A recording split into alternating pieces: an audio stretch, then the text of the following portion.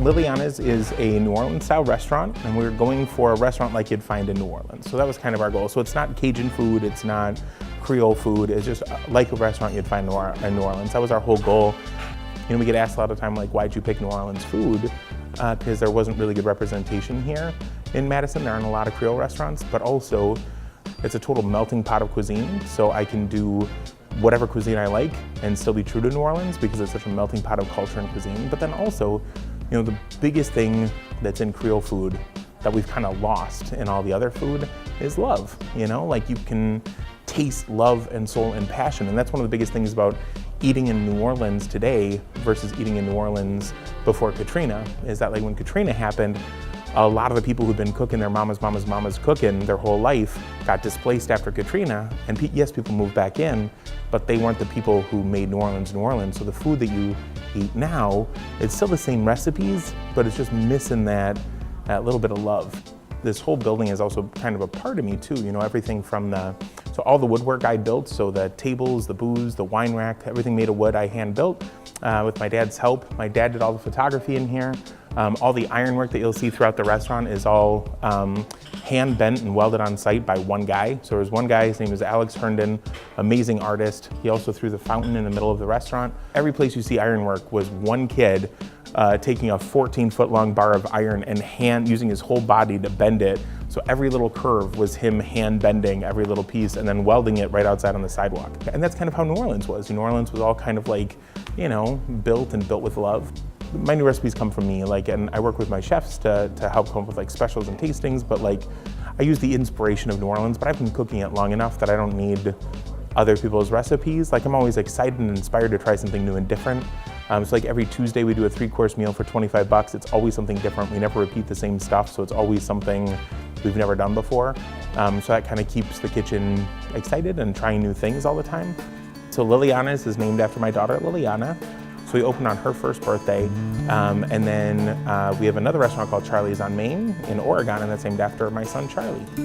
You know, when you're a chef in another restaurant, like you're an executive chef or whatnot, you know, you're kind of at the beck and call of someone else. And for me, one of the things I really like about the restaurant is, like, yes, I work a ton, ask my wife, but for me, there's never been something that my daughter's doing that I can't make a priority and make sure I'm always there for. And so Lily will be here hosting, she'll be here hanging out, so we still have so many memories of her.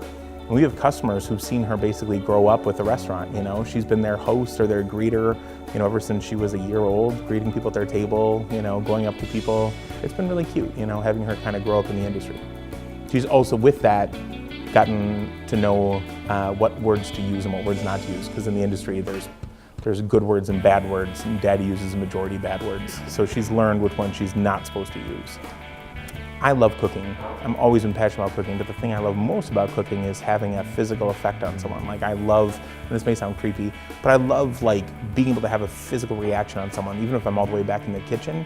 But it's no fun to never be able to see people enjoying stuff, right? So, like, at a typical restaurant, you know, I'd be in the kitchen serving food all day, and yes, I love it and I'm passionate about cooking, but my favorite part of it, just like when you guys cook at home, my guess is your favorite part is watching people enjoy your food. It's not just the cooking of it, it's watching how excited people get eating it.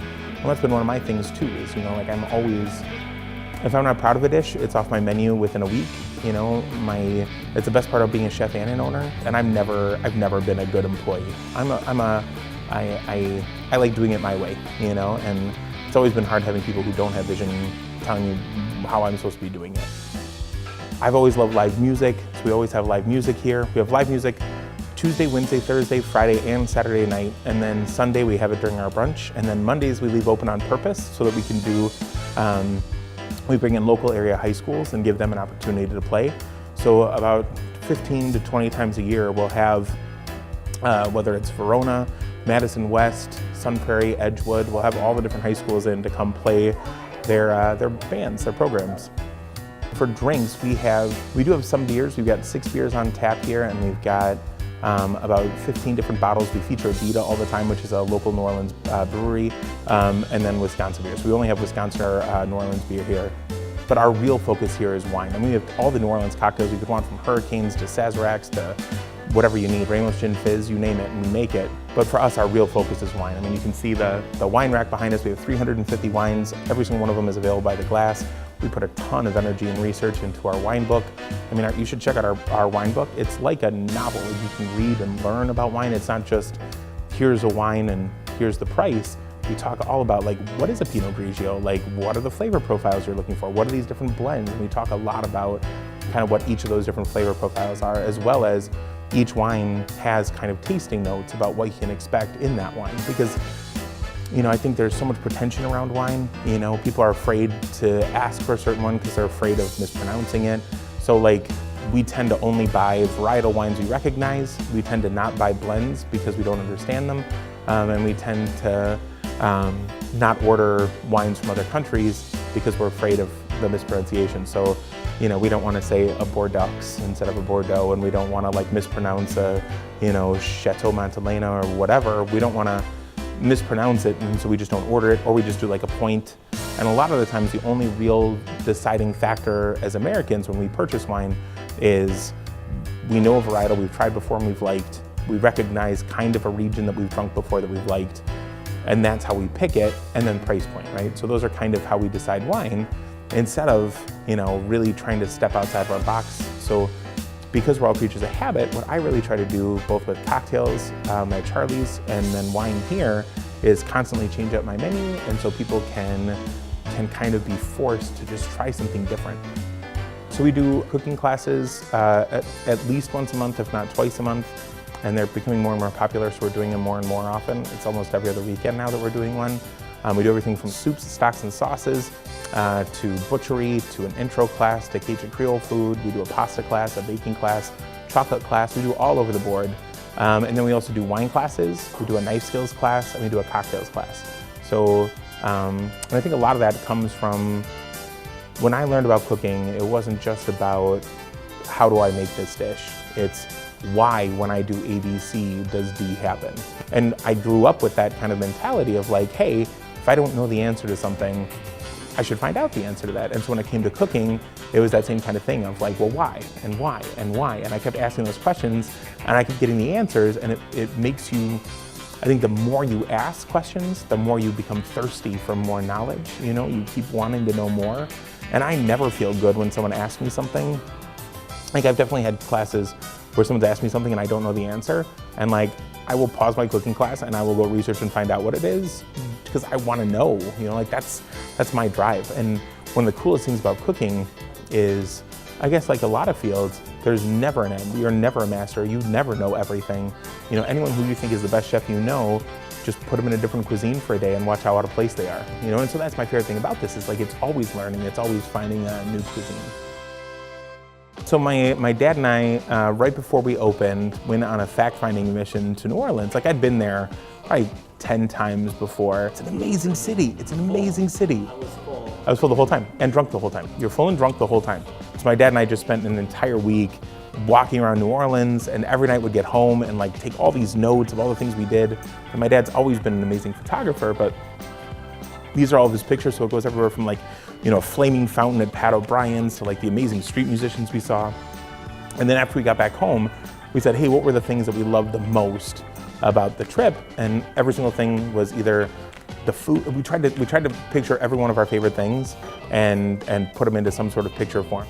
We want people to feel all those feelings and emotions that we had when we were there. People have this emotional attachment to New Orleans, and so you get a lot more nostalgia when people come here. The first 3 years of Liliana's was getting our feet wet, finding out who we were, you know, getting all of that part of it done. But as we have progressed, we started to say, hey, now that the restaurant is on its feet, what can we do to give back and help out, you know? So if there's a nonprofit, we've worked with it pretty much in Madison. So whether it's the Boys and Girls Club, Heartland Farm Sanctuary, the zoo, the Madison Symphony Orchestra, I mean, if there is a nonprofit, March of Dimes, we don't do just like a $25 gift card. We really try our best to really give back and help out.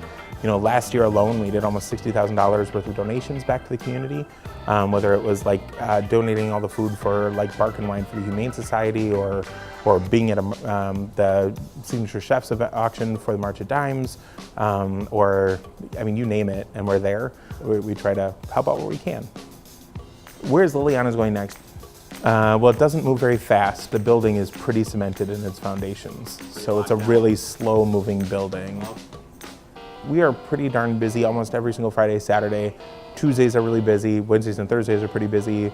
Sunday and Mondays aren't as busy, but we're pretty busy, right? We do okay. We've had a pretty good name for ourselves. We won like, you know, Best Chef Gold from Best of Madison Awards, and we've won some good accolades here. We've got a good following. So our big thing right now is we've been doing a lot of catering. And in fact, we just won a Best Madison Gold for our catering division of Liliana's.